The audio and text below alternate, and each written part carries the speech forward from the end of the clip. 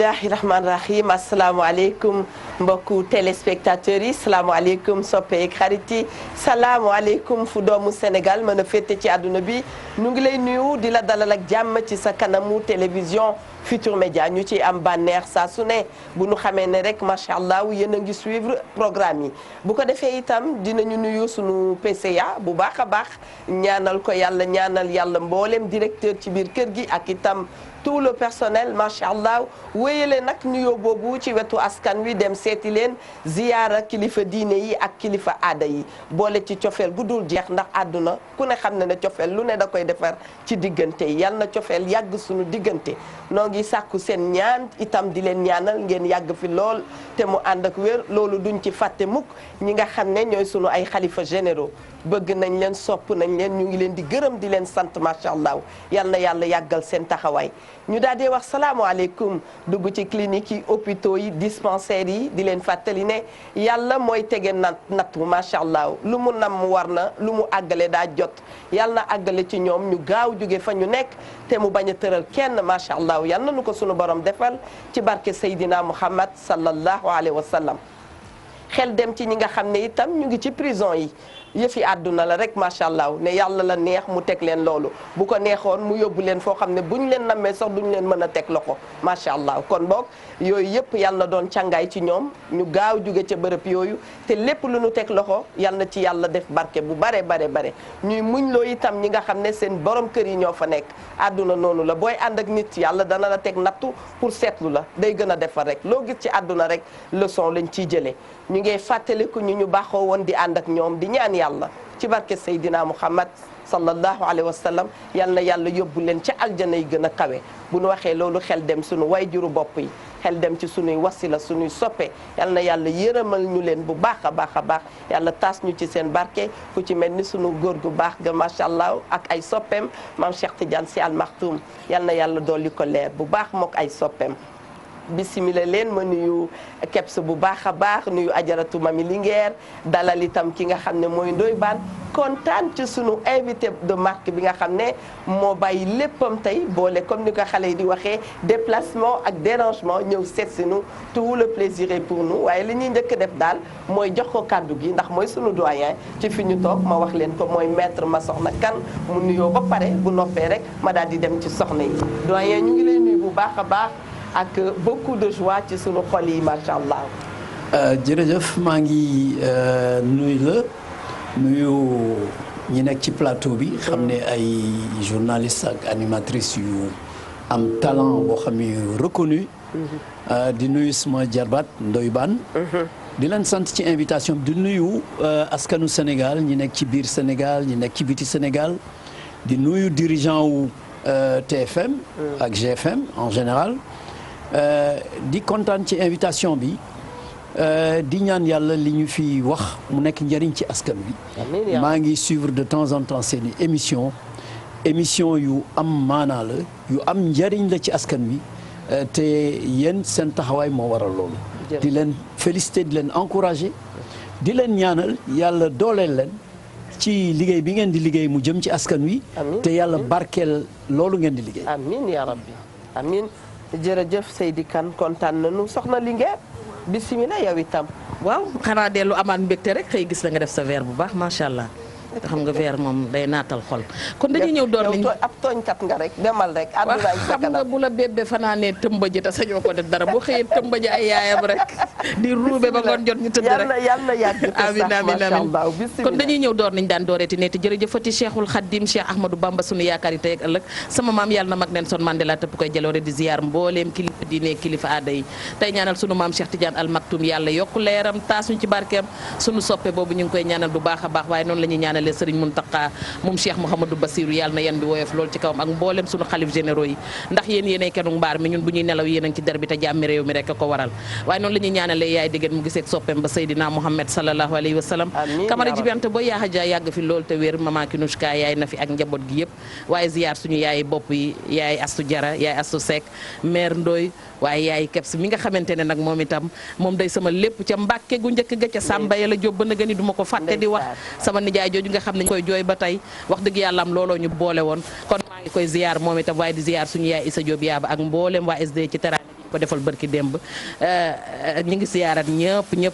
delluwaat nag di wax ne sant ba sant jeex sant njaayee ci dàq loolu bu ma ko waxee léegi mën nga ko signé Eva ndax yaay ji la taxawu ba sa dara fanaanul biti kooku boo ko gërëmee dëgg la waaye di nuyu maître ma soxna kan di ko wax ne ku ñu yàgg a topp la ñun itam noonu lañ ko soppee ndax ñun kuy jooyal askan wi ku nekk rek boo geesoo bëgg nañ nga gis suñu ginnaaw mais sama góor tey tabarkàlla suppame jar na caaro yi sañse nga ba mel ni suppame rek góoru jàmbur nu yool jaajëf Eva merci beaucoup mami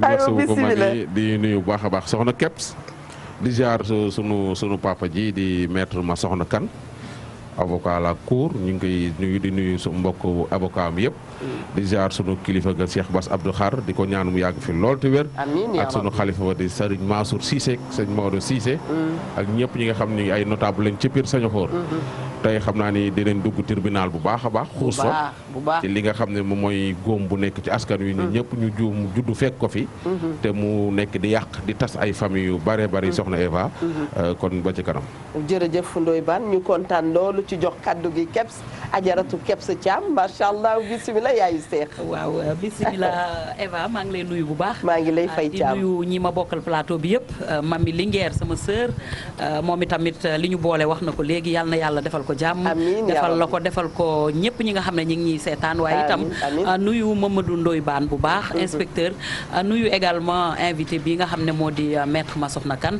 nga xam ne tamit réew mi rafetlu nañu li nga xam ne moom lay def ci wàllu liggéey donc nag Eva mi ngi noonu nuyoo baa ngi noonu waaye du ma àggali mukkute nuyu ma téléspectateurs yi nga xam ne ñoo nekk fii ci Sénégal fépp fu sénégalais nekk ak toute nationalité confondue ndax télévision Futurs Médias képp ñëpp lañ ko jagleel bu loolu wéyee itam bu ñu génnee gox-goxaatu biir Sénégal Afrique waaye itam également sénégalais yi nga xam ne ñoo nekk fépp ci àdduna bi ñu ngi leen di jox nuyoo bi ci wareef Eva nuyoo bi ci wareef mat na sëkk macha allah ñuy ñaan yàlla yàgg jàkkaarloo ak yéen fàttali leen ne ñu ngi nekk mois de décembre mois cadeau mois de décembre weeru teranga gis ngeen ko décor bi dafa changé ndax génn nañu ci sunu locaux yi ñëw fii pour vous faire plaisir comment vous faire plaisir c'est en vous faisant gagner des cadeaux de somptueux cadeaux d'ailleurs yu rafet yoo xam ne yu am maana da ngeen di wootee ci 88 628 22 22 88 628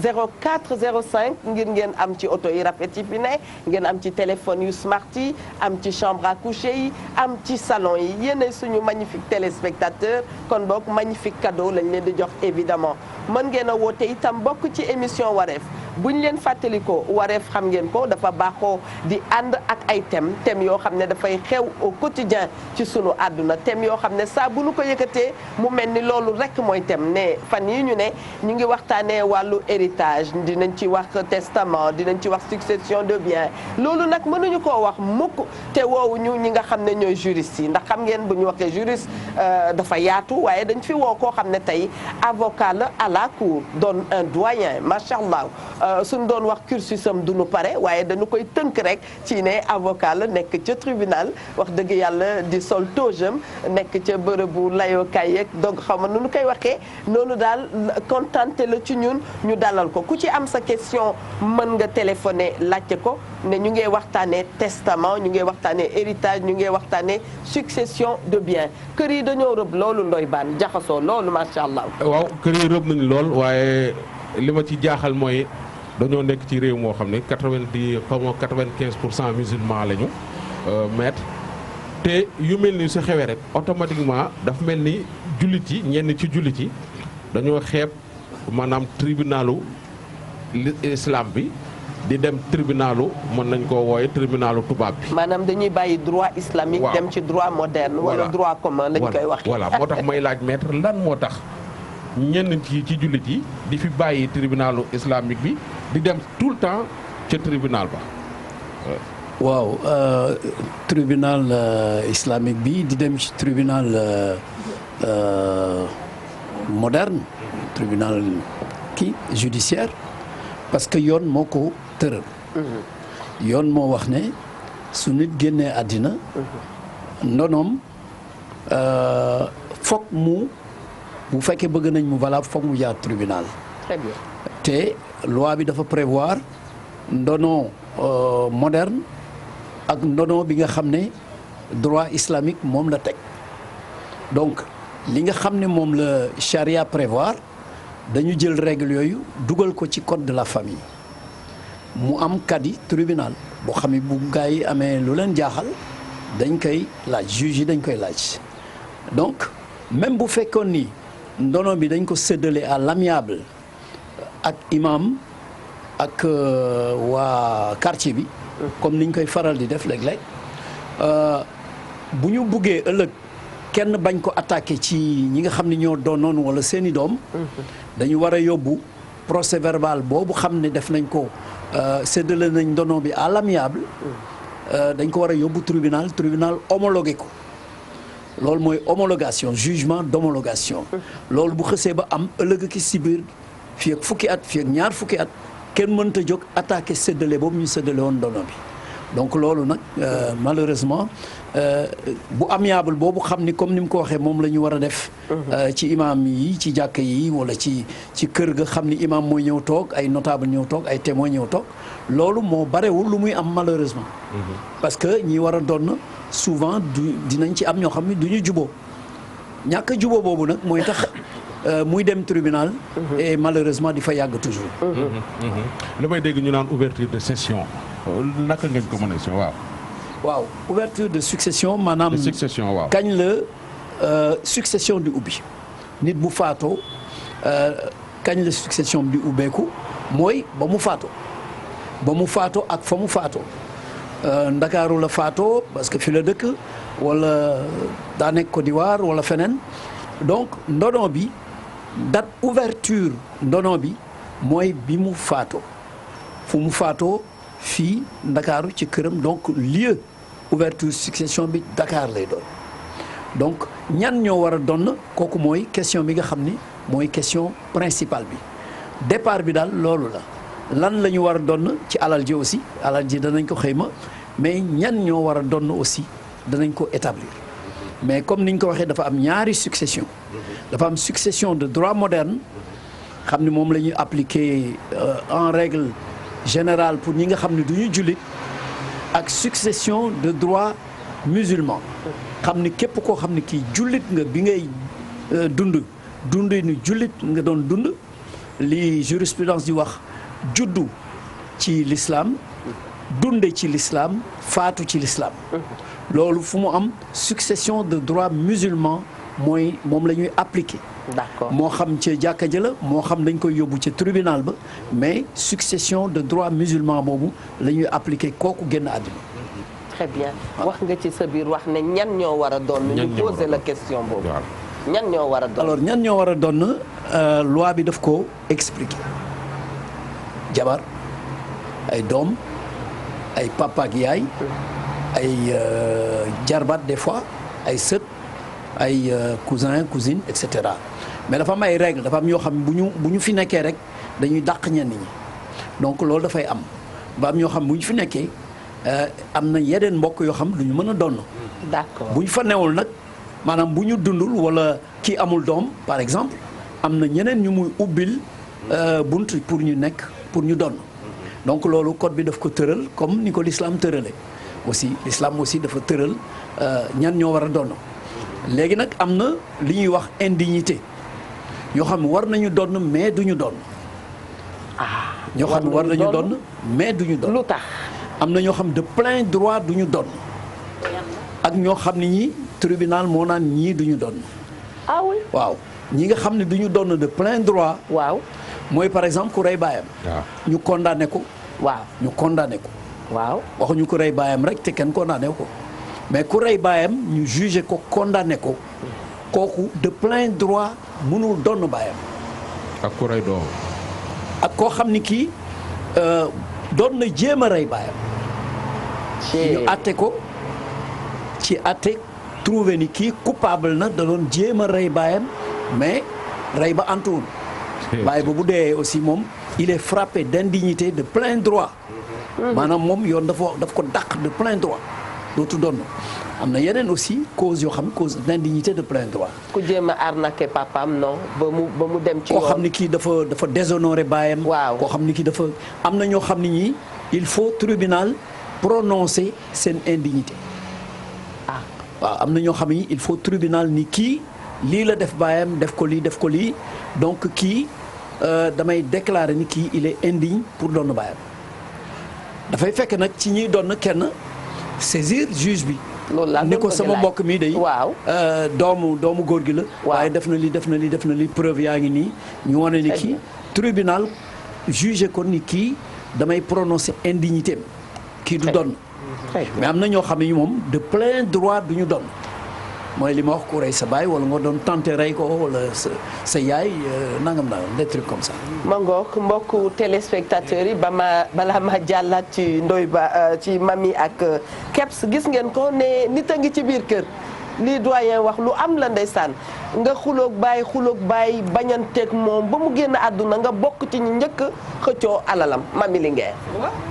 xam nga ki li may faral di xeex ak nit ba mu xëy nag dem laa bisina nga njëkk ci taxawu pour miraas. waaw li may faral di tooñee Ndoye Bane rek xam nga ki la yéenee booyal moom du la soññal waar te ki la yéenee nga deeloo yooyu mu xeeb.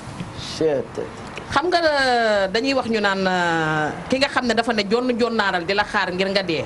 waaw ba su amoon laaxu xottu butéel toggal la ko ngir nga dee. maître dinaa ko laaj jéeg ji laaxu xottu butéel it xëy na léegi la xewi mais xewoon na fi ci jamono maître dina dégg lu ne tey waaw. maître man maay Mamy Linguère. waaw kay maître ñëpp la xam de. déedéet damay bañ mu kii rek. ñëpp la xam ma wax dama koy bañ a tiital. amoon na ci jéeg joo xam ne laaxu xottu butéel lañ daan def jox ko seen borom kër yi ndax bëgg a gaaw a doon. waaw kañ lay dee ndax damaa sonal. waaw xam nga daaw jéeg xaw ma bañ fi waxtaanee miraas wax naa la kañ ne jëkkër ja faatu na mu dugg ca wanag wa def tampi ndapax bi ndax gi ndang ba ne ndaat saay ne ndax yàlla ma jot ci alal bi te noppalee ko. waaw am na ci itam ñoo xamante ni nii. xam nga iñaane sa dono faawu sa deewin ñaaw. dëgg la man li ma doon laaj maître mooy ñi nga xamante ne prête non la ñuy def. ak di nëbbatu seenu njaboot ba far dee te xamuñu lu ñu am. ba keneen teg ci loxoom bu ñu demee ba njaboot gi xam ne kii daf ci teg loxoom. bu ñu ñëwee ci yoon lan la leen yoon may. ndax man dama gis da ngay gis quartier boo xamante ne kër ga fa nekk. bu ñu ko jaayoon jox ma ko maa ngi Ndoye Bane sama góor léegi tey. suñuy affaire sotti ñu daal di ciy kii Kebs ak Eva moom koppar la bëgg waaye nga gis kër goo xamante ne day taxaw. ay néew ji doole nekk ca koñ ba ñoom ñooy dem ba mujj moom mel ne ñoo moom sax kër ga. ndax ñoo fay mujj dëkk wala ñu wut luñ fay jaay wala ñu wut luñ fay def te pourtant ñi moom terrain boobu wala ñi moom kër googu ñi ngi taxawaalu ci mbedd mi mais xëy na am na ku ci tegoon loxo wala ku bàyyi dénkoon alalam. ba mu dem ba nar a naax saay. maître posé na la benn question. fii moom lu ne la ñuy gis. surtout ñun ñi nekk tribunal xam ne man presque 40 ans ngi nii ma nekk tribunal façon bu ne am na loolu nga affaire prête-nom boobu danay am souvent ñoo xam ni sax seeni kër mën nañ ko def seen turu soxna par exemple moom bu génnee àddina loolu duñ ko comptabiliser ci alalam maanaam li ñu war a doon du ci bokk parce que ci turu jabar ji la nekk. sauf bu fekkee jabar ji yàlla dimbale na ko ba mu reconnaître ni lii kat sama jëkkër daf ko defoon sama tur mais moom moo ko moom. peut-être non loolu lu raar la. xam naa dina am nag mais. lu raar la parce que boo ragalee yàlla am na yoo xam doo ko def. mais souvent prête-nom yooyu dana indi sax ñoo xam ni dañuy xañ seen njaboot alal. boo xam ne dañ ko def ci ay turu xarit wala ñeneen ñoo xam ne wala ñu làq ko façon làq boo xam ne day réer. maanaam ci ay compte bancaire yoo xam ni à l'extérieur ci ay turu société yoo xam ni finalement day perte. donc loolu dafa bare lu muy am mais daal li gën a wóor pour jullit mooy nga waajal sa bopp nga préparer. parce que ñun li ñu gis tribunal mara détail ci affaire ndono. di nga gis dossier bu def 30 ans tribunal wala 40 ans. subhanallah. boo xam ni ñu waroon doon sax am na ci ñu dee. waaw ba seeni doom ñëw di doon. ainsi de suite ak sët ya donc waajal sa bopp mooy. waaw. yàlla suñu borom daf ñu wax. ci sooratu Baqara. verset 179 dama koy fàttali toujours. yàlla daf ni yéen jullit yi.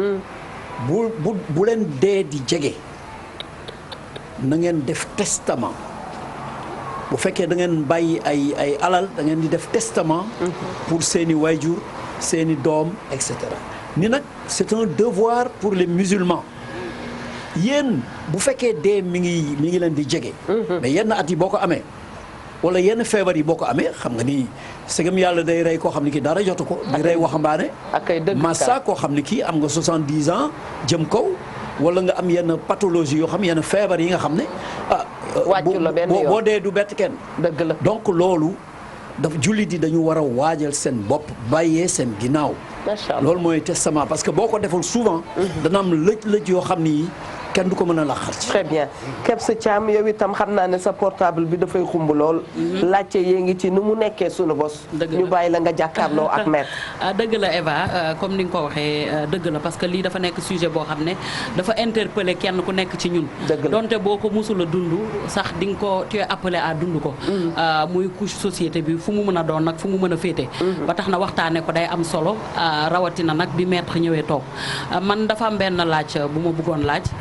donte sax mbirum assurance bi ma doon wax démb xam naa dinañ ci ñëwaat muy assurance vie damay ñëw ci benn point boo xam ne dañuy gis ni par exemple maître à l'étranger ak feneen bu fekkente ne nit ki dafa génn àdduna te xamaluñ ko benn héritier de son vivant wala boog amul kenn koo xam ne reconnaître na ko bu ñu demee léegi ba nga xam ne wër nañu amul benn héritier ñuy laaj nag alal jooju léeg-léeg nga gis mu ñu ne dañ ko jox benn association wala dañ ko def nii est-ce que loi wu Sénégal prévoir na tey ji ki nga xam ne am na alal ju dul jeex bu génnee àdduna alal ji fan lay dem waaw loolu code de la famille prévoir na ko bu fekkee ni nit ki dafa faatu te amul héritier maanaam jotuñu identifier héritier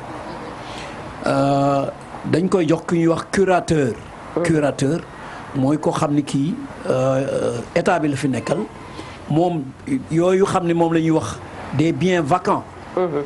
wala identifier gu ñu héritiers yi wala héritiers yi dañ leen déclarer absent wala disparu ci yenn événement déclarer absent procédure la boo xam day durer ay at. yooyu généralement dañ koy jox curateur. curateur mooy ko xam ne kii fonctionnaire la boo xam ne état bi moo koy nommé moom mooy yore curatelle bi mooy gérer bien yooyu en attendant mais am na foo xam bu fa tollee nag biens yi day daal di daanu dans le budget public dans le domaine public day daal di doon alalu nguur parce que état bi moo koy jël di ci tabax ay école wala mu ci tabax ay kii yu mel noonu waaw loo xam ne kenn moomu ko waaw bu amee nag ku sàggan par exemple daal ni man sama alal nañ ko jox sama xaj bi wala sama muus mi loolu moom amul Sénégal bu boobaa yoonu Sénégal du ko nangu waaw man de dama xamul xaj ak muus sax lu ñuy doyee man alal bu toog koppar li ma def ko Karl Lagerfeld loolu la def ma ne Karl Lagerfeld bi mu deewee alal ji yëpp muus baa ko waaw mangoog alors Ajaratu Jimi Mbeng yaayu Sali ñu ngi koy nuyu maître nee na mi ngi rafetlu sa passage ci benn télé ci li nga wax ci consommateur yi macha allah gërëm na la sant na la kontaan na. ok li ma ko bëggoon laaj Kebs mooy naka la ñuy defee partage ak kan mooy administrer li nga xam ne mooy di succession yi. waaw succession bu fekkee ni kooku faatu na ba ñu xam ñan ñoo ko war a donn maanaam li ñuy def jugement d'hérédité boo xam ne bii. jugement bi mooy wax diw ak diw ak diw moo doon diw faatu na bàyyi na ñaari jabar bàyyi na fukki doom ay doom yu góor ñeent ay doom yu jigéen juróom benn par exemple parce que loolu jugement bi da koy leeral jugement boobu bu amee xam nañu ñan ñoo war a doon léeg-léeg nag am koo xam ne kii dafa war a doon mais boolewuñ ko ci jugement bi soit jugement bi kii dafa am ay doom yu bare benn jabar bi jóg def jugement bañ cee boole diw wala diw doomu diw wala beneen jabar wala yu mel noonu ñooñu dañuy attaquer jugement bi ci li ñuy wax tierce opposition maanaam dañuy attaquer jugement boobu pour ñoom ñu dugal leen ci jugement bi mais une fois que jugement d'hérédité boobu nekk définitif xam ni kenn attaqué wu ko xam nañ ñan ñoo war a doon léegi ndono bi pour ñu séddale ko bu ñu xaymaa alal ji ba pare dañuy wax héritier yi ndax bëgg ngeen séddoo à l'amiable bu fekkee dañu bëgg a séddoo à l'amiable ñoom ñooy wax naka la ñuy séddoo soit bu amee juróomi kër ñu ne diw na jël kër bi kii ci kër bi la dëkk nañ ko jox kii nangam nangam ñu séddale biens yi buñ ko séddalee du yem toujours part yi parce que bii kër mën na ëpp njëg beneen kër bi ainsi de suite loolu dañ koy régler li ñuy wax sult maanaam yow boo jëlee kër bu gën a cher da ngay teg xaalis da ngay dolli xaalis yeneen héritiers yi ainsi de suite partage amiable boobu moo gën parce que mooy tax affaire bi réglé ci saase ndono bi du sax tribunal du fa nekk di désigner li ñuy wax administrateur séquestre parce que administrateur séquestre souvent di ngeen koy dégg succession yoo xam ne dana am fukki at wallaay loolu moom musiba la fexe ba ndono bi mu am litige mu am désaccord ci ñi war a donn ba tribunal kenn ci ndono yi saisir tribunal nommé li ñuy wax administrateur séquestre xam ni moom mooy administrer ñi war a donn seen yoon newatu ci ñoom bénéficiaire lañu danañ surveiller li muy def parce que administrateur séquestre bi dina leen rendre compte mais moom mooy gérer séquestre bi mooy gérer moom ak juge bi nga xam ni mooy surveiller affaire bi ñoom ñooy gérer bu fekkee ni ay luyaas la ñu war a fayeeku ñoom ñoo koy fayeeku séquestre bi moo koy fayeeku bu fekkee ni ay kër la yu ñu war a jaay bu nit ñi d'accord juge bi joxe autorisation mën nañoo jaay yenn biens yi bu fekkee ci ñuy doon amul ku bëgg a jënd parce que am na lu ñuy wax attribution préférentielle xam naa ni ngeen koy dégg par exemple jabar bii moo dëkk ci kër gi mu bëgg ñu jaay ko kër gi moom ak ay doomam wala moom bu ko defee day def li ñuy def demande d'attribution préférentielle même bu ñeneen ñi d'accordul sax yoon mën na ko jaay kër gi bu fekkee remplir na conditions yi bu boobaa dañuy expertiser kër gi wax ne temps lay jar moom wàllam lii la li ci des dafa war a fay juge bi mën na ko jox délai juróomi at pour mu fay genn wàll gi mais genn wàll gi ci des daf koy fay comptant loolu mooy attribution préférentielle mais li gën daal mooy ñi war a doon waxtaan ba jubóo. Très bien. À condition que ñu ngi fi. parce que bu ñu fi newul bu amee ñu absent ñoo xam dañ leen déclarer absent. wala ñu am ñoo xam ne non présent. par exemple ñu nekk France wala ñu nekk États-Unis waaw joxewuñu procuration loolu partage amiable mënul am lu dul ñoom ñu joxe procuration yeneen dono yi. ainsi de suite mu mën a nekk à l'amiable xam ne bu ñu defee procès verbal bi juge bi da koy homologué mu jeex loolu bu amul séquestre bi mooy yore ndono bi. waaw mais gis nañu ñuy duré fukki at ak ñaar fukki at ak ñeent. maître séquestre yooyu est-ce que waruñoo def audit ci ñoom. waaw war nañ leen auditer parce que vraiment am na ay kër yoo xam ni ça fait plus de 30 ans 25 ans séquestre bi di ko encaissé. te famille duñu gis kenn. duñu gis dara loolu doy na waar séquestre yi. seen liggéey doy na waar tamit de. xam nga li ci doy waar maître baal ñu li ci doy waar mooy da ngeen a waroon a juboo balaay àgg foofu. waaw mais ginnaaw àgg na fa tamit séquestre bi am na ci ñoo xam ni saa yi éval. kenn mënu ko ci teel a bismillah. waaw juboo li tax mu jafe mooy. waaw borom kër gi dafa war moom di waajal boppam préparer waxtaan ak njabootam bu fekkee yor na alal. bu amul alal moom ndono bi du am difficulté. dëgg la mais bu amee alal am ay kër am ay compte bancaire yore société wala leneen ak leneen. dafa war a waajal njabootam. préparer leen waxtaan ak ñoom bañ leen nëbbutu. comme li ñuy wax leen li mu am yëpp wax leen nii moo war a gën bu ngeen di séddoo. très bien donc loolu dafa am solo bu ko deful. souvent accord du am parce que dina am ñoo xam duñ fi nekk déjà. dëgg la wala bu fi ñëpp nekkee aussi ku nekk da ngay bëgg séddoo bi mooy indi problème toujours. parce que ñun dañuy bokk bëgg loo xam ni kenn lañ ko war a jox. waaw ñii ni man bëgg naa kii ni bëgg naa par exemple bu dee kër gu mag. waaw kii ni bëgg naa juróom ni bëgg naa ki nga xam ne moo nekk ci biir kër gi moom it bëgg. mangook voilà ki nga xam ne moo ne ci biir kër gi moom it bëgg nañu dalal suñu premier téléspectateur ni ko bismillah. salaamaaleykum. waaleykum salaam wa rahmatullah. soxna si ñu ngi lay ziar bu wér. noo ngi leen di delloo ziar bu wér macha allah. Oustaz Abdoulaye Diarra bëggoon jot. dégguñu bu baax. ma ne Oustaz laa bëggoon a jot. allo allo. très bien du ñàkk miyaa dem dinañu wax kan la bëggoon a jot balaa maa jëm ci soxna yi maître ndax dal na leen au niveau du tribunal ñu indi fa benn miraas ngeen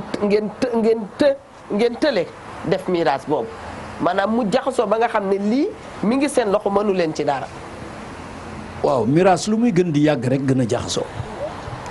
lu muy gën di yàgg gën a jaxasoo. d'accord parce que day am ay décision de justice day am ñoo xam ni waroon nañu donn newatuñ fi. ñeneen ñëw war a donn ñu war a xaar seen jugement d'hérédité. pour ñoom ñu mën a ñëw bokk ci ndono bi ainsi de suite. donc lu muy gën a yàgg di gën a jafe. te man bi ma ci gën a marqué mooy. waaw 1982 bi may nekk stagiaire. ci cabinet maître Doudou Ndoye xam ni mooy suñu maître ba léegi. maître Doudou. maa ngi koy nuyu au passage. moom c'est le vrai maître. c'est le vrai maître c'est le vrai maître. c'est le grand maître pas de pacotille. ñun ay millimètres lañ ci kanamam. macha allah donc dafa amoon benn dossier boo xam ne. succession bi dafa duré woon 42 ans. tu te rends compte. maanaam man en 82 bi may nekk stagiaire. waaw kooku faatu na en 1940. waaw ndonoom nekk ba tey. mu am ci ñi nga xam ne ñoo waroon doon ñoo xam ne comme ni nga ko waxee faatu nañ ba seeni doom ñëw wala seeni sët ñëw bokk ci nonoon ci kër yi amoon na ci benn kër boo xam ne bii Médina état bi daf ko exproprié woon pour cause d'utilité publique maanaam état bi daa jëloon kër googu. waaw joxe indemnité. temps yooyu 7 millions la woon. waaw greffier en chef lañ ko daan jox mu denc ko ñu parce que moo doon séquestre ci temps yooyu. waaw. ñu jox ko 7 millions yi mu denc ko ñi war a doon am na ci ñu doon dee xiif amuñu dara mu denc 7 millions yi ba finalement 7 millions yi seey donc ñoom ñu ñàkk kër ga ñàkk 7 millions yi jëriñoowuñ ko ndax yàgg donc dana am succession yoo xam ni dana të façon të yoo xam ni te boo gisee borom alal yu mag yi fi nekk Sénégal yëpp ku ci bàyyiwul testament bàyyi ay kii yu wóor. sa gannaaw dana doy waar. sa gannaaw dana jaxasoo ba nga xam ni parce que xaalis bay bare intérêt yi bare donc tribunal lay mujj te bu xasee ba dugg tribunal comme ni ngeen ko waxee. am na ay séquestres yu jub mais am na séquestres yoo xam ni aussi ñun xam nañ ni jubuñu te duñu def lu jub dañ leen di dénoncer. ñooñu malheureusement parce que kooku ci koor yëpp la am. dëgg la ñooñu lu affaire bi di gën di yàgg rek. di leen gën a arrangé. ci Linguère laa doon dem waaye Linguère ma may la nga jël dalal ki ci ligne bi. salaamaaleykum wa rahmatulah. allo. waaleykum salaam wa rahmatulah. sëriñ bu baax bi ñu ngi lay jox sa wàccuwaay ak di la déglu ci sa émission wareef. waaw ñu ngi lay nuyu lu bari soxna si lu bari. ñu ngi lay fay. alhamdulilah. émission bi mooy bi Oustaz Ablaye Ndiaye nekk ak Oustaz Cheikh. déedéet kon da nga jaawale télé bi. ñun ñu ngi waxtaanee wàllu héritage. yi dama ko doon wax que ne awa tarawale fi de. jërëjëf. yow loo ma wax baal naa la. man da nga ñëw ci fi ma doon xalaat. ndax dañu wax ñu ne kuy fóotal ku rafle doo naal da ngay sëpp seeg bi wekk ci ligne gi ku ne mën caa muur sa kii sutura. maître dégg nga li mu wax de. dégg nga ko xaw na. riwaayan ko. waaw. maître moo ne dama koo tonni ci kaw nii. aywa nga ni olof dafa wax mu ne kuy fóotal ku rafle doo naal. xam nga mag ñi bu ñu daan fóot lu tilim. wala ñuy fóot lu ñu bëgg mu set. dañ ko daan naal ci guddi gi mooy fóot ko benn sumbu. tegale ko noonu bu ñu xëyee daal di wàcce fóot ma. doogay weer. olof mu ne booy fóotal ku rafle. xam nga ki am menn mbubb nga koy fóotal naal ko bu xëyee du am lu mu suturloo. da ngay gaawantu wékk ci naaj wi su paree mu am lu mu suturloo. maanaam ci wàllu ndono am na ñoo xam ne dafa gaaw dañu war a gaaw miiraas. ne sonn nañ maître dafa wax lu am solo. waaw xam nga damay wax ma ne Sénégal da ngay gis ku yenu bërigob ndox di ñaan pot bu mu naan diisaay dina ko rey ma dégg ñu naan bu ndox tuuroo an bàq ci des man jóob ma ne déedéet dëppal rootiwaat balaa teen baa day mbaa sa pandi toj ci yoon wi nit ki boo koy dimbali da ngay gaaw ci moom ki nga tane te dimbali woo ko bu dee amal ngoro bu ko jaale ji ndax boo ko waree dimbali boo ko dimbali woon du faatu salaamaaleykum wa rahmatulah ñu dalal ko jërëjëf Diop. maaleykum salaam. soxna si mi ngi lay dalal naam. sama bi ngeen def yéen ci jàmm. ñu ngi sant yàlla rek. alhamdulilah namu naa leen lu bari de. waaye foofu la raw. yéen ci jàmm maa ngi wootee Kaolack. naka waa Saloum. waa Saloum ñu ngi bu baax di leen bëggee lu bari bari. lan ngeen xalaat ci thème bi noo waxtaanee mbaa du daf laa dal. ah déedéet dama bëggoon ci teraanga bi rek. ah très bien waaw ni nga wootee baax na ci. waaw waaw. bu mu quitté ñu jël sa numéro. dinañu def tirage boo xam ne incha allah di nga ci bokk. parce que ku wootee rek dañ la ciy dugal. très bien Linguère ma bàyyi la nga àggali fi ma doon waxee ak maître daf ko ubbi dëgg la da ngay gis ñoo xamante ne dañ naan suñu bàyyee fi doon dog buumi gàcce yi démb tey nga gis ay doomam di yalwaani comme ni mag ñi di waxee naan koo yërëm may ko soxna bu say sët di yalwaani bettu la ndax yaa ko tàmbali woon nga gis tey koo xamante ne tey dafa waroon continuer di dog buumu gàcce yi baayam doon dog moom tey mi ngi wër ko dogal buumi gàcce am ndax ndonal baayam mi ngi ci séquestre tëdd séquestre ba bokkut ak baayam nday ak baay bokkut ak baayam baay doonu na ndono la moom lekk ko tëdd wërsëgu jàmbur ko cay wajaa seer gërëm borom di gan wërsëgu jàmbur ko cay wajaa seer gërëm borom nga wëlbatiku yow tey nekk ci mbedd mi di wutloo dundee wala ngay wutloo dundalee sa njaboot kon lor nañu la benn nga gis tey ñoo xamante ne nii ku bokk ak seen baay nday ak baay moo tëdd ci seen ndono nga gis tey nijaay joo xamante ne mi ngi yéeg di wàcc ñu koy tuddee Grand Théâtre di ko tuddee Sorano léeg-léeg ñu woo ko Arena wala fii ci monument bi muy baatare di maye ñu naan ko borom yax bu rëy bi borom judd bu rëy bi liggéeyu ndaye feeñ fekk ne yoote la mu tëdd alali jarbaatam la ndax ba ñuy miraas dañ ne jarbaat bi mineur la ñu ne nañ jox nijaayam mu dencal ko ba mu màgg très bien te loolu ñu ngi koy lekk kon loolu yëpp nañ ko seetaat xam ne miraas yaa ngi ci jafe-jafe àdduna nit ki nu mu mën a tëdd ci alalu ñoo xam ne ñu ngi koy xaar ba noppi dem di jël xaalisam di ko wasaare di def yoo xam ne Ndoye Bane mii def na xanaa ëpp na juróomi at wala juróom benn léegi am na fi famille bu mag ci dëkk bi ñu ngi may dégg ñëwoon nañ seet suñu ñoo xamante ne seen baay quartier la bàyyi ba nga ni miraas maa ngi taxawaal tëpp na sax quartier parce que la fa jaar lépp bu ñu leen ko fayoon ci alal ñoom yaakaar naa ne tey li ñuy moom ci Sénégal dina bari très bien du ma ne ñàkk ñu ña ngay faj seeni soxla mais bu ñu leen joxoon loola mu gën ci ñoom loolu jarbaatam moo tëdd ci alal ji non rak sëram moo ci tëddoon ba mu far mujj ci jarbaat voilà ca jarbaat ba dee na sër ba dee na moom la maître wax ci biir waxam nañ ci bàyyi xel bu baax a baax a baax miraas luñ ci gën a gaaw mu gën a baax képp sa caam waaw ma bëggoon a laaj rek maître bismillah ba tey rek ci wàllu li nga xam ne moom la loi bi bokk wala code de la famille prévoir ci li nga xamante ne moom moo di wàllu héritage bu ñu demee ba nga xamante ne bi loi bi da ngay gis léeg-léeg ñu ne nit ki dem na ba nga xamante ne li mu doon peut-être li fi nit ki bàyyi am na ay hypothèque ak am na lu nekk parce que nit ku amoon alal la mais bu génnee àdduna tamit la ñuy foog ne moom moo fa nekk du fa des ba noppi itam am na laataa ñuy toucher jot ci héritage bi du dafa am ay frais yoo xamante ne dafay jëm ci li nga xam ne mooy héritage bi loolu foog nga génne ko mun cee jot léeg-léeg nga dem sax ba nga xamante ne la nga war a doon loolu da koy ëpp defe naa ndax loi bi foofu loolu prévoir na ko merci ba pare ak beneen délai bi nga xam ne bu ñu wëree héritier ba sonn wala ñu toog di xaar ban délai la ñu maye pour que bu eggee foofu rek mbir mi léegi amatoo droit intervenir pour jël pour réclamer dara pour réclamer waaw bu bor ba defee nangami at bor ba jeex na waaw aywa maître merci Kebs waaw loi bi prévoir na lu bare parce que loi bi dafa boole loi moderne bi nga xam moom la ñu copier ci code civil français ak loi islamique pour affaire u famille ak affaire u ndono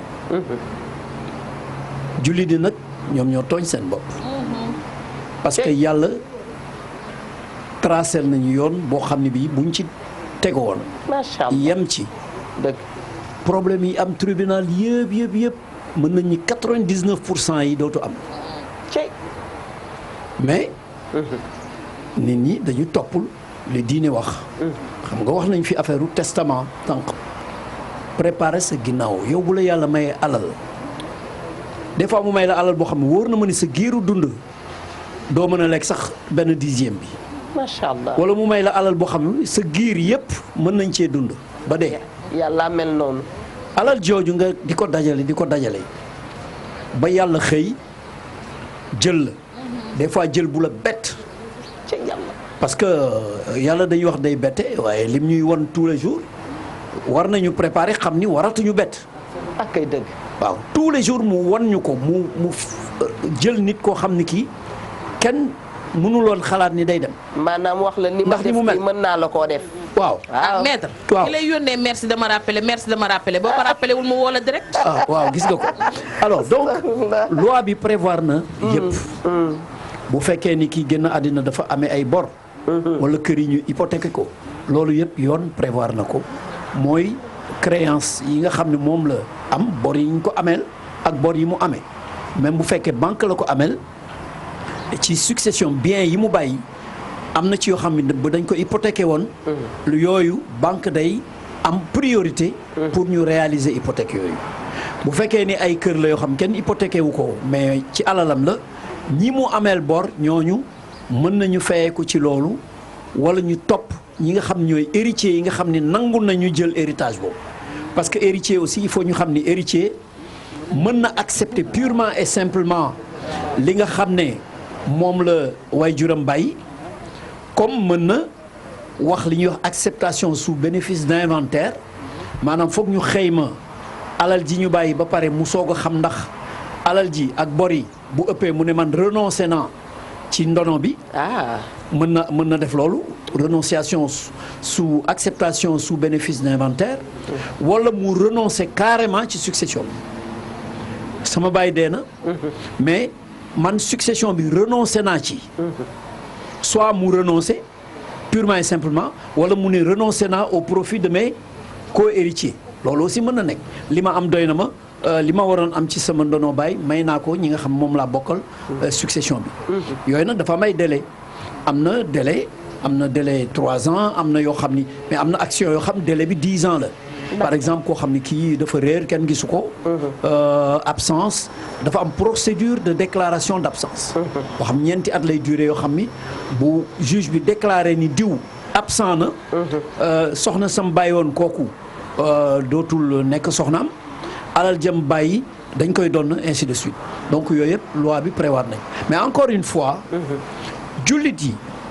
bu fekkoon ni seen ndono dañ koy bàyyi ak imam yi ak kat yi ak ñi nga xam ñoo ŋànk diine l'islam xam ni bu ñu séddalee ba pare dañ koy jël yóbbu ko tribunal def jugement d'homologation rek daal ne ñii kat d'accord nañ ñii ñëpp ñoo waroon doon d'accord nañu nii la ñu defee seen partage devant l'imam devant ay témoins famille bu nekk tu es représenté ñëpp signé nañu juge bi woote vérifier que ñi effectivement ñii ñu wax ni fekke woon nañ ko mu homologué loolu mu définitif mu jeex mais buñ ko deful lu muy gën di yàgg encore une fois bu xësee ba dugg tribunal rek man damay wax toujours sumay doom ñaanuma yàlla bu ma fi jógee ëllëg sama ndono dugg tribunal je leur dis ça tout le temps et ils sont préparés pour ça te dama leen di préparer li ma bàyyi dama ciy waxtaan ak samay doom ñu xam li ma am ak li ma amul parce que moomuma suma bopp et à tout moment yàlla mën na la yóbbu nga feebar rek nga bañ a feebar donc jullit yi dama ñaan jullit yi ñu préparer ci loolu defar seen ginnaaw lu ma bëggoon laajte yàlla na yeex yàlla na la fi yàlla bàyyi nga yàgg ñoo jiite li ñuy wax rek bakkan ak waro daal la yem du daggee mu ko fa neex borom te xam nga ki lay may te du la tàggu bu lay xañ du la yëgal yàlla moom moo nu fi wàcce rek tër bu ko neex la ñuy yóbbu dama bëggoon laaj ndax bu dee tribunal ñëpp ñooy yem cër góor ak jigéen wala ndax jabar itam dañu koy sédd ci même cër bi ñuy sédd ñëpp wala moom naka lay séddalee alors bu fekkee ni succession de droit moderne la évidemment góor ak jigéen ñooy bokk cër jabar aussi dafa am paaram am na situation yoo xam ni jabar sax maanaam góor ak jigéen ñooy bokk cër ñooy tolloo cër bu fekkee succession de droit moderne. maanaam su yëf yi demee tribunal. góor ak jigéen ñooy tolloo. non pas bu yëf yi demee tribunal bu demee tribunal. waaw te kañu kii nekk jullit. waaw ki faatu nekk jullit. tribunal dañuy appliquer ci code bi li ñuy wax succession de droit musulman. succession de droit musulman boobu li ci charia wax moom la ci code bi wax góor ñaar jigéen benn. ainsi de suite. jabar day doon sumu lay doon 1/8 jabar yi ainsi de suite loolu mooy am bu fekkee ni ki nga xam ni moo faatu dafa judd ci jullit sax même bu judduwul ci jullit sax mën na tuub ci diggante bi dund en tant que jullit dee en tant que jullit ñu suul ko ci armeelu jullit yi moo xam mais daal jullit la woon bi muy dund jullit la bi mu dee kooku dañuy appliquer succession de droit musulman.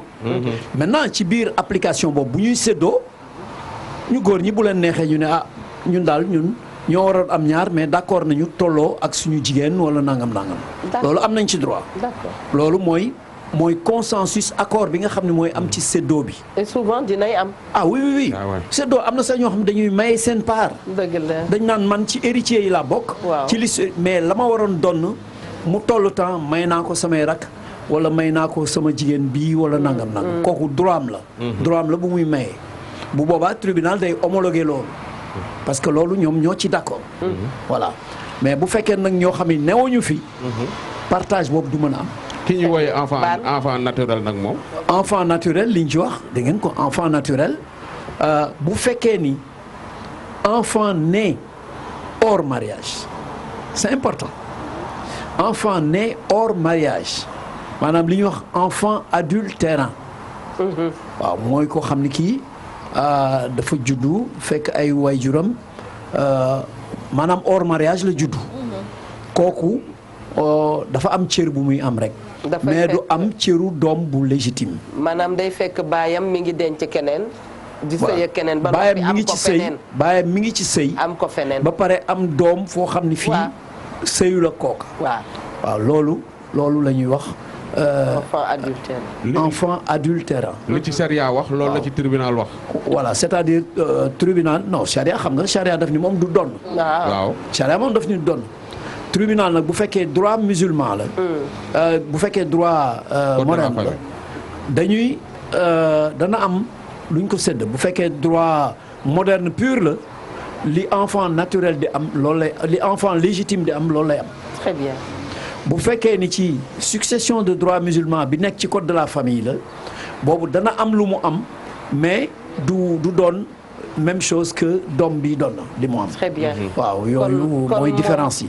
mais toujours tribunal dafa am kadi. te kadi bi malheureusement souvent duñ ko consulter niñ ko war a consulter. da ngay gis kadi boo xam ne day nekk ci tribunal. nekk imam am xam-xam.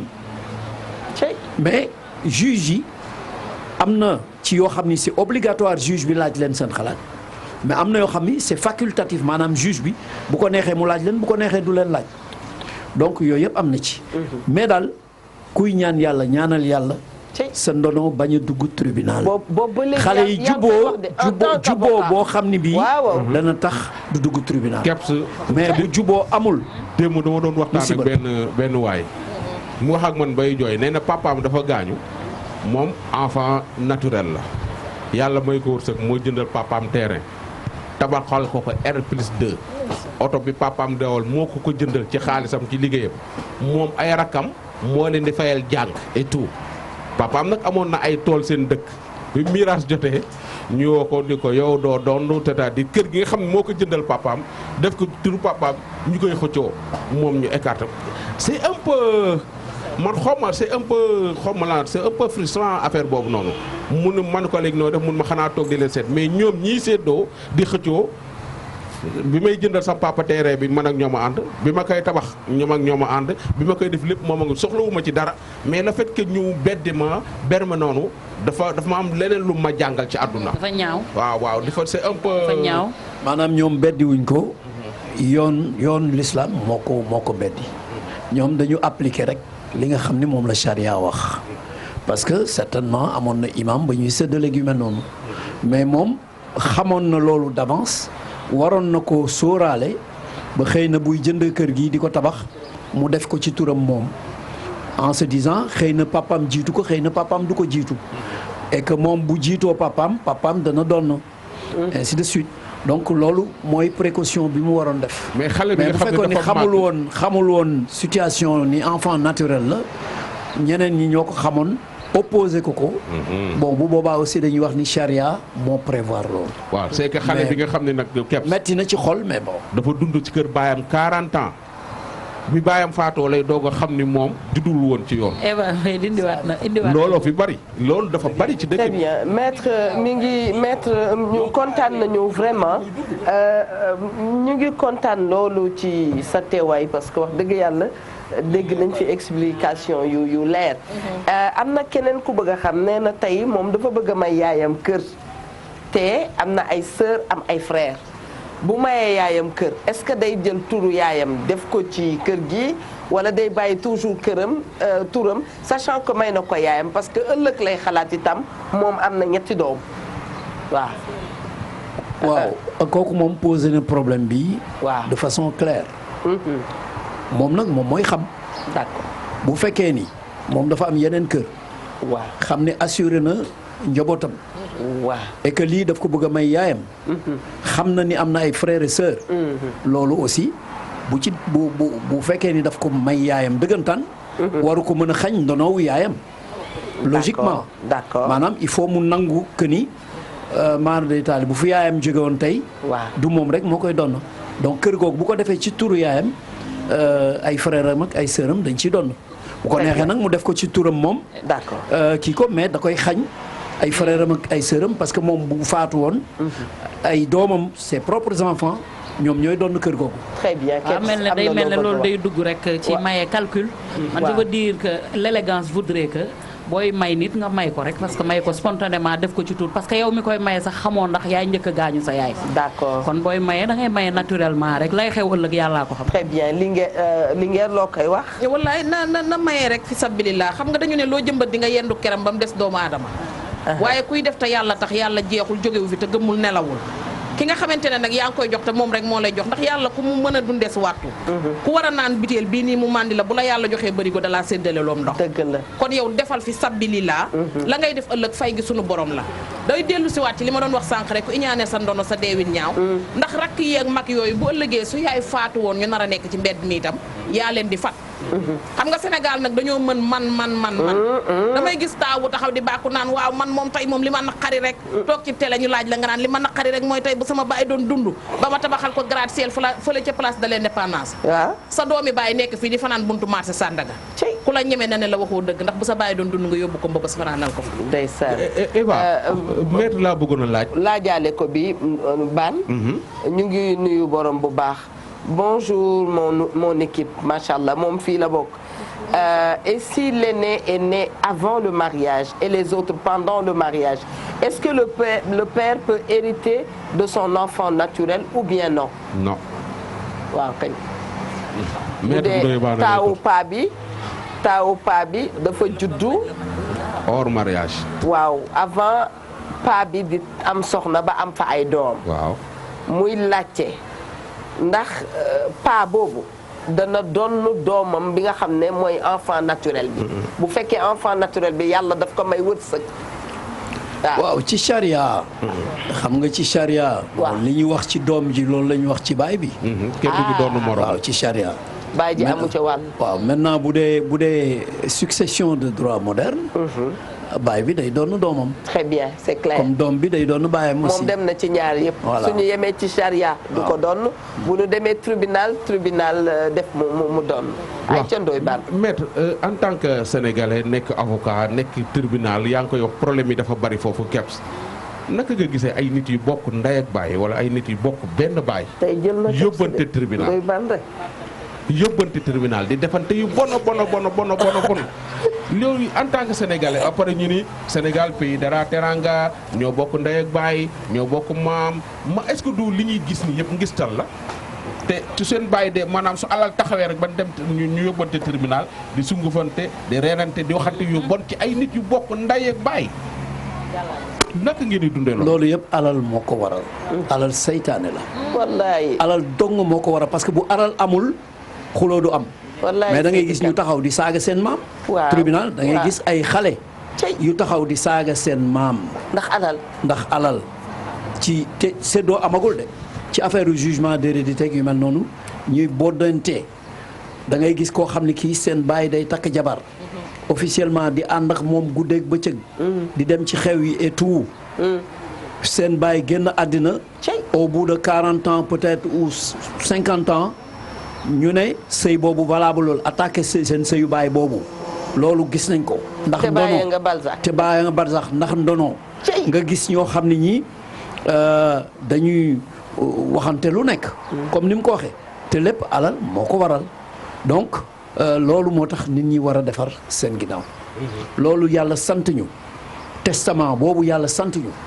jullit yëpp war nañ ci liggéey defar testament. bind bàyyi seen ginnaaw testament boobu bu fekkee jaar na yoon amul problème dañ koy exécuter parce que day am ay exécuteur testamentaire yow sa testament da nga naan moo fi génnee Ndoye Bane mii ak diw ñoom laa chargé ñu exécuter sama testament bi yóbbu ko ci notaire ba déposer ko fa loolu am na wala nga dicté ko notaire bi mu kii wala nga bindal ko sa loxo yóbbu ko ci notaire bi déposé ko fa boo faatoo ñu woo sa ndono jugement d'hérédité ba ña ca bokk ñu woo leen ca notaire ba ni leen seen bàyyi kat testament bii la bàyyi woon lii ak lii la kii nii la ko séddalee diw moo yore lii diw moo yore lii diw moo yore jabar yi duñ ko gis modifié ko waaw li muy wax lu am solo la ci am na nag ñuy attaqué testament maanaam mën nga bind bàyyi d'accord nga génn àddina say doom wala say jabar attaqué testament ba ni lii sama bàyyi bind bàyyi ko ñun d'accorduñ ci bu boobaa aussi jugement day am gis nañ yu duré ay 10 ans boo xam ne dañu contesté seen i kii yu bàyyi seen testament wu bàyyi parce que testament aussi am na bu jengee yenn jeng yi aussi mën nañ ko attaqué ñu rectifier ko loolu dañ koy rectifier d'ailleurs loolu am na ci alxuraan ci lii ma la wax war nañ ko rectifier am na yoo xam ni buñ ko bindee ci testament dañ koy rectifier tey maître bu fekkente ne da nga bàyyi ba nit ki toll ci digg feebar foo xam ne feebar bi avancé na nga binduloo ko testament bi wala bi nga ko koy binduloo lucidul parce que ñun jigéen ñeet danoo bari pexe nga bàyyi ba lucidul nga binduloo ko signaloo ko la la neex wala mu dem ba nekk ci feebar foo xamante ne sonn na yow rek la gis nga di ko dimbale nga binduloo ko foofu itam bu ko njaboot gi yëgee am nañ droit ñëw seet si ku mel ne maître mu contesté ko bu baax a baax loolu day faral di am d'ailleurs day faral di am bu boobaa dañuy contesté kii parce que dañ naan kii bi muy bind lii ànduloon ak xelam wala feebaroon na feebar bu garaaw boo xam wala amoon na ay at yoo xam wala ay bëtam neexul woon mën nga am seet bu bees it ndax xam nga góor moom lu bees bàmmeel rek lañ ci bañ fi Sénégal waaw tout à fait mais période ba nga koy bind daal ak nañ koy bindeek yooyu ak contenu bi loolu njaboot gi bu fekkee ni affaire bu louche la mën nañ ko kii et des fois tribunal day annulé yu mel noonu tribunal day xam ni ñii kat li ñu wax dëgg la ñu annulé ko daal ni testament bi valable ndax kii ba mu koy bind feebar na feebar boo xam ne bii ànduloon ak xelam wala nangam.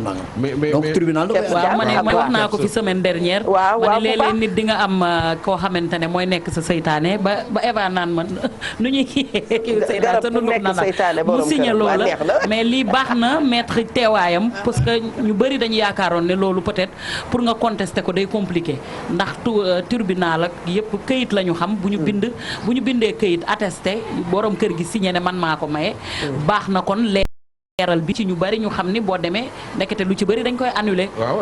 et puis may bi sax dafa am réglementation maanaam yow boo amee alal bu dee téeméer yoon may na la nga maye li ñuy wax la quotité disponible maanaam amuloo droit maye 50% ci sa alal wala 75% ci sa alal xañ ñi ñuy wax les réservataires ñi nga xam ñoo war a donn nga xañ leen 75% sa alal un quart bi moom nga mën a def ay donation wala ay libéralité ay donation maanaam maye naa ba may dund bind naa maye naa diw parce que sama jarbaat la wala sama xarit la wala sama doomu xarit la wala sama taalibe la may naa ko lii ci la nga am droit maye loolu mooy quotité disponible li nga xam ni ci sa alal bu dee téeméer mën nga maye juróom yi wala fukk yi wala fukk yeeg juróom ainsi de suite quotité disponible mais quotité beneen bi nga xam ne réserve la pour ay héritiers amuloo droit laal ko boo ko mayee dañ koy attaquer en annulation bu boobaa tribunal da koy annuler day annuler maye yooyu delloo li nga may woon ci sa ndono. c'est important ki nga xamante ne dañ ko abandonné nag ay at. jigéen bi nga xam ne dañ ko abandonné ay at bàyyi ko ci kër gi.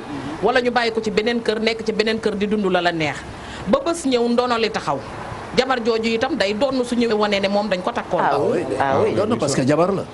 buñ ko abandonné fukki at sax day. mais am na loo xam ne keps souligné woon na fi keroog. maamu keps maamam am na terrain ca Fass. abal ko maamu Abdou Ndiaye ak maam dëkk fa dañ ko abal mu dëkk fa maamu keps wàcc na liggéey beneen maam wàcc na liggéey ka mu abaloon terrain ba wàcc na liggéey mais am na ay ñu fa juddoo def ca kër ga 40 ans ba 45 ans ñooñu fa lañ juddoo defe ni seen maam jafaatu moo ko moom fekk maamu keps a ko abaloon seen maam kër yaa ngi ci ñoom maamu ñoom keps ñu négligé ba lijjanti wuñu ko bés jot nag keps mii nga xam ne nag moom pànk bay bëgg a dee xam ñoom maître ak ñoom dem ni nag sama teere maam bii dama koy lijjanti yéen sama maam moo leen abaloon fii indi ay këyitu leer ñoom Abdou Ndiaye taxaw ni du ci daal sunu maam moom fii ñu dem tribunal ñu ci bari soo Fass gi bari na fi Fass gi looloo koy toj jamono ji maa ngi ciy jot ay affaires yu bari ay Médina ay quartier yi lébu yu ci bari loolu moo fa am. mais loolu lu naqaree lijjanti la te ka abale woon maamu Kebs ma abale woon wuyu ji na avant Senghor di fi jóge. Ndoye Kebs yi ciy dem tribunal. waaw mooy yi nga xamante ne seeni borom jàpp nañ ne teg nañ fu leer. waaw xam nga suñu mag ñi ñenn ñi fonk ñu woon kayit te tubaab ay kayit la xam. mais dama ne xar ga foofa yeeg tojante bopp yi ak dem laaji kër ga tey guddi nga ñëw tëdd tiit faatu yi yëpp a ngi fi de. waaw yooyu nag dafay compliqué maître bisimilah nga tontu xam nga yëfu laaju Ndoye Bane bi. waaw yëfu nit moo compliqué. nit ci boppam dafa compliqué ay mbiram day compliqué. c'est vrai te mag ñi ñu bari daawul bind. mais bu fekkee ni mu ko waxee Kebs yore na ay këyit. yu wane ni maamam moom. waaw tribunal bu ñu fa àggee. même bu fa ñëlee defoon 50 ans sax. waaw. dañuy delloo Kebs kër maamam boobu. dëgg la alors que bu doon en France wala yenn dëkk yi. li ñuy wax prescription acquisitive. maanaam boo fa dundee fanweeri at. mën nga ni maa ko moom bu fekkee amul titre foncier wala li ñuy wax prescription acquisitive. maanaam dund naa fa fanweeri at. day daal di nekk ak lu ëpp. danañ ni yoon dana ni maa ko moom mais yoonu Sénégal moom prévoirul loolu. prescription acquisitive amu ci. très bien affaire kii bu fa dëkkoon 50 ans it Kebs bu ñëwee indi ay kayit yoo xam day wane ni maamam moo ko moomoon moom moo ko doon. waaw dañ koy yoon daf koy delloo kër gi. très bien bu ko defee nag ay dëkkandoo yi daan ni. Kebs dafa bon. waaw ñii fekk dëkkandoo yi. bare na ci affaire miraas. maintenant am na lu ñu war a préciser bu fekkee. am na ku tabax je vous en prie. bu fekkee ni ña fa dëkkoon tabax nañ fa. mettre nañu terrain ba en valeur. waaw. bu te ils l'ont fait de bonne foi. c'est-à-dire ñoom xamuñu woon ni maamu Kebs moo moomoon kii bi. waaw. ils l'ont fait de bonne foi loolu dañ leen di indemniser valeur tabax bi. d'accord avant ñu leen di génne dañ leen di rembourser. propriétaire bi mooy rembourser. voilà. wala mu wax leen ñu démolir lañ fa tabax. mango alors maître am nañu beneen question ndax ñun ñu ngi ci doon bëgg a ñëw bokkul ci miraas waaye mën nañ ko ci dugal kii nee na dafay dégg ñuy wax bor su amee benn dette benn temps bor bi considéré tuñu ko danay am. waaw loolu mooy prescription extinctive. d'accord maanaam day fay. da koy fay day fay bor ba. amel naa la 3 millions. voilà amel naa la 3 millions maanaam toog na 10 ans. d'accord wala lu ëpp. waaw ma bëgg la yóbbu ci yoon. waaw am na situation yoo xam ni yoon daf naan bor ba niil na. d'accord bor ba niil na parce que toog nga sàggan nga. toog nga lu ëpp fukki at. soog a ñëw di ma fayeeku man mi ngay fayeeku maa la naan ameelatuma la bor xam nga loolu ñeme yàlla la. waaye li wóor mooy bu amee 50 ans yi bor ba génnewu la ci waaw fële di nga ko fay. waaw niilul ca yàlla nañu jëfandiku ci bu fële te fay teppal. moo gën niilul fee. macha allah maître waxtu bi dab nañu doyaluñu sax nag ndax ba léegi xam naa message yi ngay dikk ci portable yi macha allah ñu rafetlu sa teewaay di la bàyyi nga tàggatoo li ñu ci neex rek ci waxtaan wi mooy. avocat la bu fi teew waaye nag ba mu waxee lu mu wax delloo nañu ci sunu borom ndax yàlla moo fi jiitu moo mujj moo fi ne before and after kon lu waay mën ci def na nga xam ne bés da nga dem doo jàkkaarloog avocat bi doo jàkkaarloog magistrat bi yàlla ci boppam ngay jàkkaarloog kon loolu la ñu war a teg la ko te xam ne wax dëgg yàlla loolu rek moo njëkkate mooy mujj maître jërëjëf ñu bàyyi la nga tàggatoo. li may wax rek mooy avant ngay nekk avocat wala nga nekk commerçant wala nga nekk boo ne jullit la. te muy dëgg ci yow. dafa war a feeñ ci say jëf ak say wax. macha allah bi ci njëkk mooy. affaire miraas dafa kéemaane. damay ñaanal yàlla jullit yàlla bu miraasam dugg tribunal. amiin parce que juge yi lu ñu jàmbaar. dossier bu duggee foofu li ñu seetlu depuis 40 ans qu'on est là li ñu seetlu mooy dana fa yàgg te miraas mi day seey petit à petit ci ay frais de justice ay honoraires séquestre day seey petit à petit même bu ci jubadiku amul ci séquestre beeg yooyu day seey tuuti ba ñi ko waroon jëriñoo ñi waroon donn presque dootuñu am dara parce que daf fay yàgg ba seey dëgg la donc damay ñaan jullit yépp nañu dellu ci li yàlla santaane nañuy defar seen ginnaaw nañuy préparer seen ginnaaw di waxtaan ak seen njaboot di leen bañ nëbbutu di leen wax li ñu am am naa kër fële am naa tool fee bind yépp mu leer bind ko mu leer ñu teg ko parce que kenn xamul sa ëllëg loolu lay wax jullit yi te seen ndono ñu ñaan yàlla wax ak seeni ndono tribunal nañu fexe ba seen ndono du fa dugg parce que fortune yi fi am ak yëpp li fi am yëpp boo demee tribunal la fa nekk ci ay dossier ndono kenn xamul nu mu toll yi am na fukki at yi am na ñaar fukki at yi am na fanweeri at wax naa leen fi sànq bi nga xam ne 42 ans la am ba may nekk stagiaire fekk na kooku faatu na depuis 42 ans succession ñuy def ay renvoi sur renvoi loolu musiba la te loolu yàlla tegu ko nit ñi mais à condition que yàlla li mu wax ñu topp ko ci loolu. loolu daal lay ñaax. très bien Ndoye Bane lan ngay tàggatoo. merci beaucoup maître ñi koy sant di nga gërëm. mais su boobaa nag xam naa ni dëkk bi dina yéeme ndaxte fii juróomi miraaskat yoo jël ñett jubuñu ba gaa yi tax gaa yi di dem tribunal soo demee tribunal mu gën a lëj kon. askan wi fan lañ jëm maanaam soo demee fee xaj ba matt la nga dem fee bukki ba ne matt la donc su boobaa mirage bi mooy li Saalum yi naan daw daay tàbbe mbël tribunal bu ñu mirasee ba pare waaw ci yoonu diine waaw il faut mirage boobu accord boobu ñu yóbbu ko tribunal pour mu vérifier pour homologuer donc loolu aussi voilà loolu dafa am solo mais mirage bi daal ci diine daal am na solo lool waaw mirage bi su fekkoon dañ koy appliquer ci ni ko diine waxee du am problème mais souvent kenn ku ci da ci am ñoo xam ne dañuy jéng googu mooy frustré ñenn ñi ba tax ñu yóbbu affaire bi tribunal te dem tribunal gënalul kenn mais xam nga jàng gi daal nañ ko bàyyi di sant di gërëm ñëpp comme na ma ko waxee woon rek bàyyi leen seen kër yi ngeen di jël di ko def seen turu jabar yi erreur mënu koo weesu njaboot gi daal da ngeen ko sóor baax sa ami personnel waaw képp privé loo koy wax non képp maa ngi koy dénk sama Mari Bane defe na daa am lu ñuy tëgg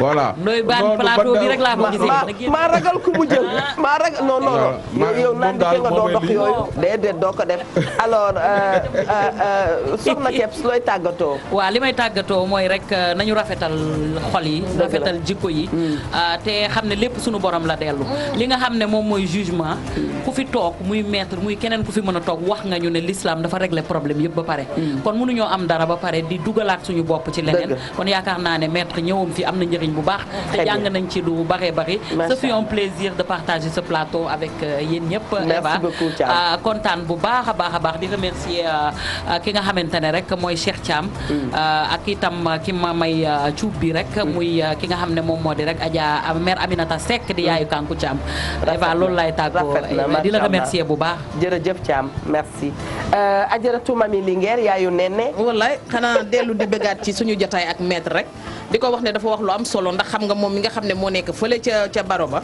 moom su dikkee nañu àtte woo ci diine loolu moom dafa nekk loo xamante ne man jàpp naa ko ci yow parce que tamit nit ki bu mu xool intérêt ba lor ñeneen donte dañoo nekk ci réew moo xamante ne koo laal teraangaam doon noonam Eva nag réew mi ñu nekk ku fi def sa bakkan ilimaan dina la julliloo ci jàkka ju la neexul te li ma gëm mooy bari tuub loolu néew ak tooñ da koo gën kon nañu xoolaat bu baax li ñuy def ndax wër naan maa ngi jéglu suñu borom maa ngi jéglu suñu borom te boo xëyee nekkaat ca la mu la tere mooy dundee alali miraasi bàyyi jàmbur yi bàyyi ay doomam ñuy torox wala ñuy fanaan ci mbedd damaa yaakaar ne loolu am na daray àdduna lu ko jarul ndax nag lëg mën naa daw waaye attanul ak teg delluwaat di gërëmaan ñëpp di santaat ñëpp di leen wax ne daal alali miraas reggul kenn nañ ko fi baax te ku nekk li lay teral yow yaa ko mën a ñaqal sa bopp jariñal ko sa bopp defal ko sa bopp di santaat ñëpp di gërëmaan ñëpp di wax ne Abib Ndiaye moo jaar ci robe bu baax bi mën ngeen ko dem seeti mi ngi ci 77 151 56 27 Abib sama waa jooju kor jatu nga xam ne da doon ngénte barki démb moom itam di ko nuyu di nuyu waa gorom 2 yëpp waaye di wax ne ki jaar ci période bi mooy Ndey Kumba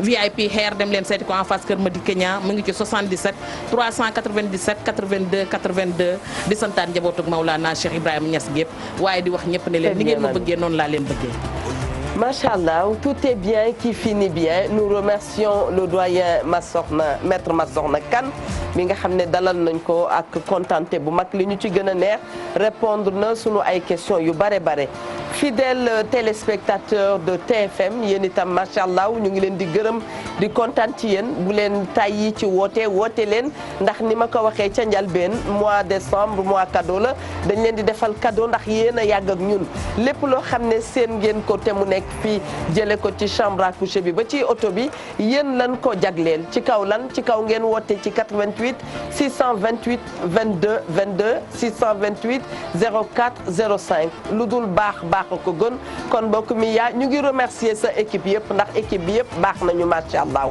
ñuy remercier aussi soxna Marie Camara madame Ba pour les jolies écharpes macha allah elle est joignable au 77 649 63 73 77 649 63 73 et Ndeyami Coiffure merci à toi 77 648 50 16 yal nañu yàlla may dégg ak topp te teg ñu ci yoon bu baax mooy lépp loo xam ne rek mbaax a ca ne te lu dul baax wax naa ko sànq baax ko gën jërë ngeen jëf bon appétit à tous